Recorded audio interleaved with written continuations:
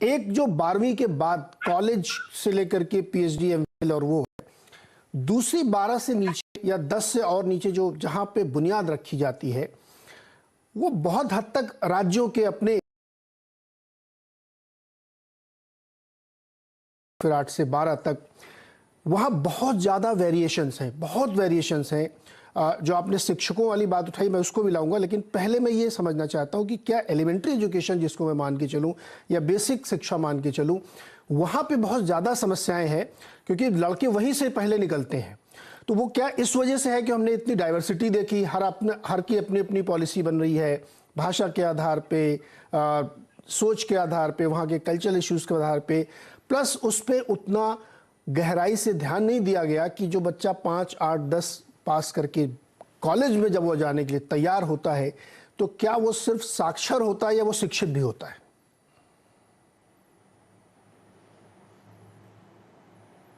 Rajput sir, आपसे मुझे फिर दुबे जी के पास जाऊंगा। जी, आपने बहुत अच्छी बात कही। मैं फिर वही कहूंगा, मैं अपने अनुभव से दोहराना चाहूंगा कि उस समय जब मैं स्कूलों और विश्वविद्यालय में था, सरकारी स्कूलों को सबसे श्रेष्ठ माना जाता था और वहां पर नामांकन भी सबसे अधिक था।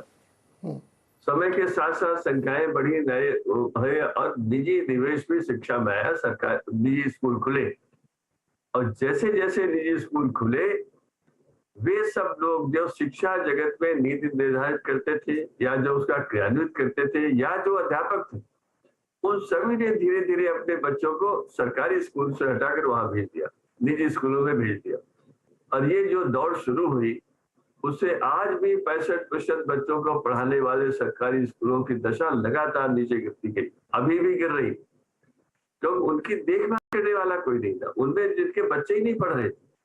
तो जो आपकी बात है वो बहुत सही है, जो मूल्य है, जो व्यवहार है, जो आचार विचार व्यवहार के जो बीज हमें वहां पर डालने होते, अवस्था में चूंकि कदाचरण बढ़ा तो हमने ये शब्द सुनना प्रारंभ किया पिछले 40-45 वर्षों से, एवजी अध्यापक। अध्यापक ने, सरकारी अध्यापक ने अपनी जगह किसी और को लगा दिया।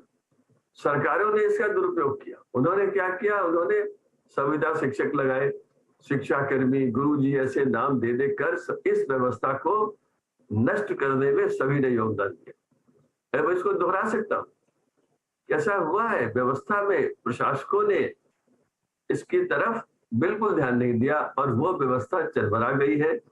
आज सरकारी स्कूलों में वही बच्चे जाते हैं जिनके पास कोई विकल्प नहीं होता है या जिनके माता पिता साधन विहीन होते हैं। इस स्थिति से हमारी शिक्षा व्यवस्था जब आगे बढ़ती है तो उसका आधार कमजोर होता है, गुणवत्ता के आधार पर भी होता है, व्यक्तित्व विकास के आधार पर भी कमजोर होता है और दृष्टि के आधार पर भी, मतलब जिसे विजन कहते हैं, वहां पर भी कमजोर हो जाता है। बच्चे का आत्मविश्वास कम होता जाता है और यही कारण है कि जब अध्यापकों का आचरण ऐसा होगा, हम कहते हैं हर अध्यापक आचार्य होता है, उसी से बच्चा सीखता है और जब बच्चा सीखता है तो भविष्य की पीढ़ी सीखती, देश सीखता है। और अगर वही अध्यापक समय से नहीं आता है, अपनी जगह पर किसी और को भेज देता है, और ये तभी संभव होता है जब उसका जिला शिक्षा अधिकारी या उसके ऊपर के लोग उसका सहयोग करें, अन्यथा यह संभव नहीं है। मैं ऐसे भी केसेस जानता हूं, जिलों को जानता हूं, ब्लॉक को जानता हूं, जहां पर उस अधिकारी के कारण लोग समय से आते हैं, अपना कर्तव्य निर्वाह करते हैं और सारा कार्य ठीक होता है। तो ये छोटी चीजें हैं। हम लोग, मैं मंत्रालय में रहा हूँ, जब मैं इस तरह की बात करता था तो कई बार मुझे कहा जाता था these are matters of detail, ये तो बाकी लोग करेंगे। मुझे लगता है सबसे महत्वपूर्ण शिक्षा में कि किसी प्राइमरी स्कूल में जो बच्चा गया हुआ है, जिसके लिए शिक्षा सबसे अधिक आवश्यक थी, जो गांधी जी के उस अंतिम पंक्ति में खड़े व्यक्ति के घर से आता है, जिसका उद्धार करने के लिए केवल एकमात्र only ray of hope education है, तो शिक्षा है। बिल्कुल। गांधी जी का, आप मुझे 2 मिनट और दीजिए, मैं बताता हूँ सर। मैं राजपूत सर, मैं दोबारा आपके पास आता हूँ, अभी अपने पास है बहुत समय है अपने पास। दुबे जी को भी शामिल करते हैं इसमें। दुबे जी आज सर हैं, दुबे सर, ऐसा नहीं, हमने हिंदुस्तान में बहुत इंस्टीट्यूट ऑफ एमिनेंस क्रिएट किए हैं, IIMs, IITs, ISB, law colleges, बड़ी महत्वपूर्ण यूनिवर्सिटी, जेएनयू है हमारे पास, बहुत सारे संस्थान हैं जो एक्सीलेंस के सेंटर हैं। ये तो एक ऐसी तस्वीर है जो हमें दिखती है, लेकिन जब हम थोड़ा और नीचे आते हैं, चूंकि बड़ा देश है, झड़ी लगी हुई कॉलेजेस की, दिल्ली से मेरठ के रास्ते में जाइए तो दोनों तरफ दाएं बाएं आपको बहुत सारे कॉलेजेस मिलेंगे। बेंगलोर में चले जाइए, नागपुर में चले जाइए तो कॉलेजेस की भरमार है। हमने बिल्डिंग्स बहुत बड़ी बड़ी खड़ी कर दी हैं। इस पूरे को एसेस करें, ऐसा नहीं सब गड़बड़ ही हुआ, बहुत जगहों पे अच्छा हुआ, लेकिन एक डिवाइड क्रिएट हो गया बड़ा सा। आप कैसे इस पूरी शिक्षा की व्यवस्थाओं को देखते हैं, और जो बच्चे निकल के आ रहे हैं उनका स्तर आप कैसे देखते हैं? तो पहली बात तो ये है नीरज जी कि मैं मोटे तौर पर जो राजपूत सर बता रहे हैं उनसे मैं सहमत हूं, लेकिन ये भी एक तथ्य है कि चाहे नीरज वाजपेयी हो और अभय कुमार दुबे हो या जेएस राजपूत हो, हम सब लोग इसी शिक्षा व्यवस्था की देन हैं। और हमारे जैसे ऐसे बहुत से लोग हैं जो भले ही बहुत भव्य किस्म के शिक्षा संस्थानों में न पले हो, लेकिन फिर भी वो समाज में एक महत्वपूर्ण भूमिका का निर्वाह कर रहे हैं। अब लेकिन यहीं पे एक दूसरा प्रश्न आता है कि संविधान की दृष्टि से शिक्षा जो है वो राज्यों का विषय है। अभी आपने बताया था कि जो वैरायटी है, जो विविधता है और तरह तरह का माहौल है, उसकी वजह से शिक्षा में एक समरूपता नहीं है। लेकिन मैं ये साथ में ये कहूंगा कि कुछ एक ऐसी समस्याएं हैं जो समस्याएं शुरू से हमारी शिक्षा व्यवस्था को परेशान कर रही हैं, और उन समस्याओं को बार बार रेखांकित किया गया है।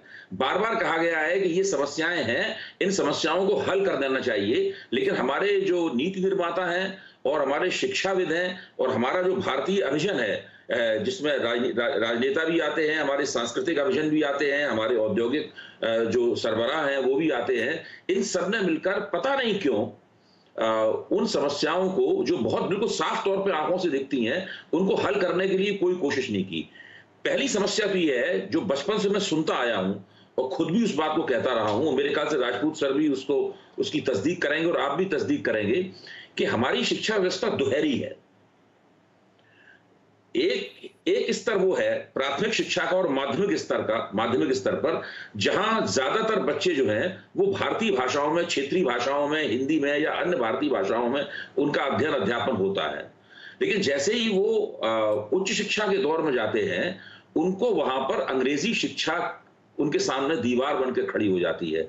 या तो वो बचपन से अंग्रेजी में पढ़ें, और जब उच्च शिक्षा में जाते हैं तो वहां पे बहुत बड़े विरोधाभास का सामना उन्हें करना पड़ता है।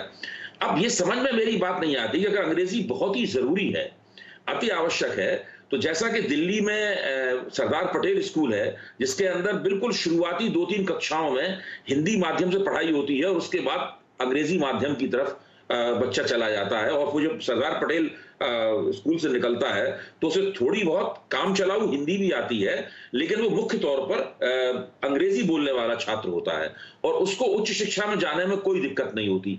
तो इससे क्या होता है कि उसकी एम्प्लॉयबिलिटी बढ़ती है, वो नौकरी पाने योग्य छात्र होता है। यानी जब वो ग्रेजुएशन कर, जब स्नातक होगा, स्नातकोत्तर होगा, तो वो नौकरी पाने योग्य छात्र बनेगा। यहाँ पे हो क्या रहा है कि हमारे जो छात्र निकल रहे हैं, जो स्नातक हैं, वो अर्थव्यवस्था के बाजार में नौकरी पाने योग्य नहीं है। जिसको जो एम्प्लॉयबिलिटी कहते हैं, वो एम्प्लॉयबिलिटी हमारी शिक्षा व्यवस्था की बहुत ही कम है। मुझे उसका प्रतिशत अभी याद नहीं रहा, एक बार कुछ विशेषज्ञों ने उसका प्रतिशत भी निकाला था कि जो छात्र जो ग्रेजुएट होते हैं या पोस्ट ग्रेजुएट होते हैं, दरअसल उनको नौकरी पाने की उनकी संभावनाएं क्या होती हैं। तो ये जो समस्या है, उसमें एक बहुत छोटा हिस्सा तो जिन भव्य शिक्षा संस्थानों का आपने जिक्र किया, चाहे वो प्रबंधन के संस्थान हो, चाहे वो इंजीनियरिंग के संस्थान हो, या वो डॉक्टरी पढ़ाने वाले संस्थान हो, वो तो उसमें पढ़ जाते हैं और ऊपर चले जाते हैं, लेकिन वो बहुत ही छोटा एक माइक्रोस्कोपिक माइनॉरिटी है। ज्यादातर लोग दरअसल वही अनएम्प्लॉयबिलिटी का जो एक ढांचा है, उसी शिकंजे में फंसे हुए हैं। ये एक बहुत बड़ी समस्या है। बड़ी अच्छी बात आपने कही सर कि एम्प्लॉयबिलिटी यानी रोजगार परक शिक्षा हो और मूल्य वाली शिक्षा हो। हम आप उत्तर प्रदेश से बिलोंग करते हैं, जब तक मैं था वहाँ पे तब तक